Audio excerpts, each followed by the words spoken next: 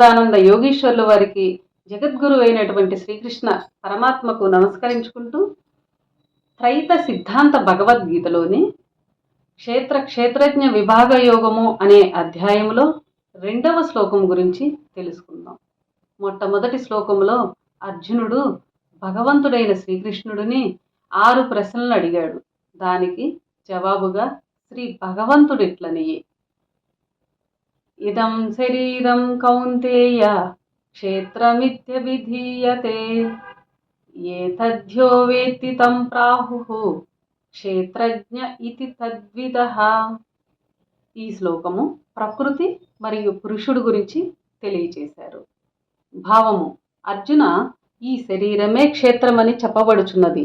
దీనిని పూర్తిగా ఎవడు తెలిసి ఉన్నాడో వానిని జ్ఞానులైన వారు క్షేత్రజ్ఞుడని చెప్పుచున్నారు.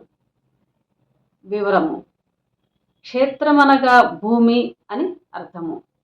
క్షేత్రజ్ఞ అనగా భూమిని తెలిసిన వాడని అర్థము. క్షేత్రమనగా భూమి అని, క్షేత్రజ్ఞుడనగా భూమిని తెలిసిన వాడని అర్థము చెప్పారు. ఇక్కడ ఒక ఇంటి యజమాని తన ఇంటి వివరములన్నీ తెలిసి ఉండును.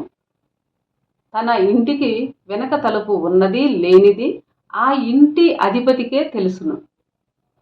అట్లే ఎన్ని కిటికీలు, ఎన్ని తలుపులు, ఎన్ని గదులున్నది పూర్తిగా తెలిసిన వానినే ఆ ఇంటిని గుర్చిని తెలిసిన వారు అంటాము.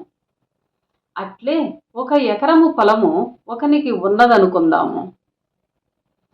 ఆ ఎకరములో ఎన్ని గుంతలున్నది, ఎక్కడ గట్టున్నది, ఎక్కడ కాల ఉన్నది ఆ ఎకర క్షేత్రము యొక్క యజమానికే తెలుసును. అలాగే మన శరీరము కూడా ఒక పొలము లాంటిదే. దీనికి ఒక యజమాని ఉన్నాడు.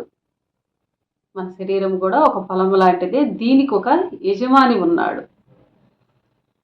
వానికి దీని సవివరమంతయు తెలిసి ఉన్నది.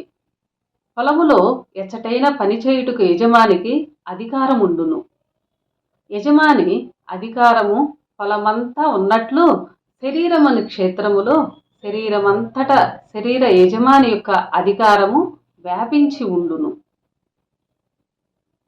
శరీరమంతటా అధికారము వ్యాపించి ఉన్నవాడు శరీరమంతా అణువణువున తెలిసి ఉన్నవాడు.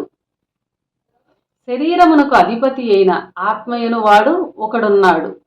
శరీరమంతటికి అధిపతి అయిన వాడు ఆత్మ. సంపూర్ణ జ్ఞానము తెలిసిన వారు శరీరములో అధిపతిగా ఉన్న ఆత్మనే క్షేత్రజ్ఞుడని చెప్పుచున్నారు.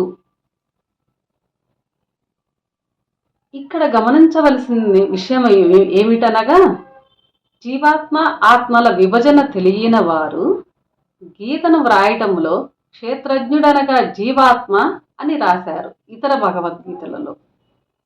అది పూర్తి ధర్మ విరుద్ధమైన విషయము.